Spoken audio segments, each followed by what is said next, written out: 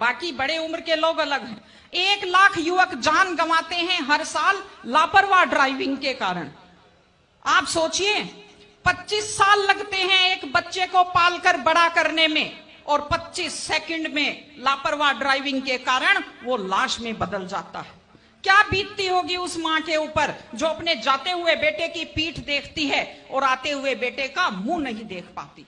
आप लोग क्या सोचते हैं, अगर आप अपनी पावर दिखाना चाहते हैं तो मिल्खा सिंह की तरह तेज दौड़िए, या कि आप नीरज चोपड़ा की तरह, देवेंद्र झाझड़िया की तरह आप तेज भाला फेंकिए मोटरसाइकिल का कान मरोड़ने में, या तेज गति से कार भगाने में कोई बहादुरी नहीं होती। अगर आप सोचते हैं कि आप बड़े हैंडसम और डैशिंग दिखते हैं तेज गाड़ी भगाते हुए, आप डैशिंग हैंडसम नहीं दिखते, आप लापरवाह दिखते हैं, आप बेपरवाह दिखते हैं, आप बेवकूफ दिखते हैं। इसलिए कम से कम सड़क पर जब भी गाड़ी चलाएं, आप ध्यान से गाड़ी चलाइए। आपकी जिंदगी आपके माता पिता की भी है। एक छोटी सी चीज और कहना चाहती हूं, हमारे बुजुर्ग हमें जब पालते हैं, जो लोग खेती से बच्चों को पढ़ाते हैं, जो लोग छोटी आमदनी में बच्चों को पढ़ाते हैं, उनकी पूरी उम्र खप जाती है अपने बच्चों की जिंदगी बनाने में।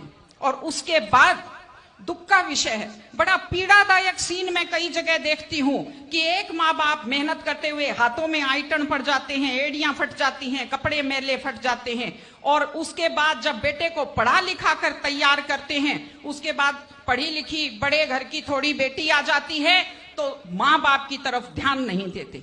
आज हमारे 60-70% घरों में हालत यह है कि बुजुर्गों को रोटी तो मिल रही है लेकिन इज्जत से रोटी नहीं मिल रही।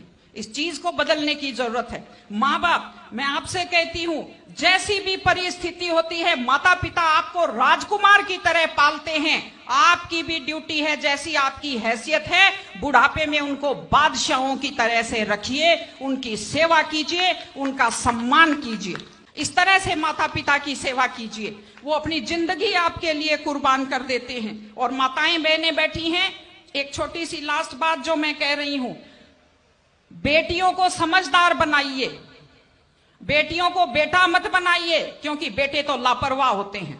बेटियों को समझदार बेटी बनाइए।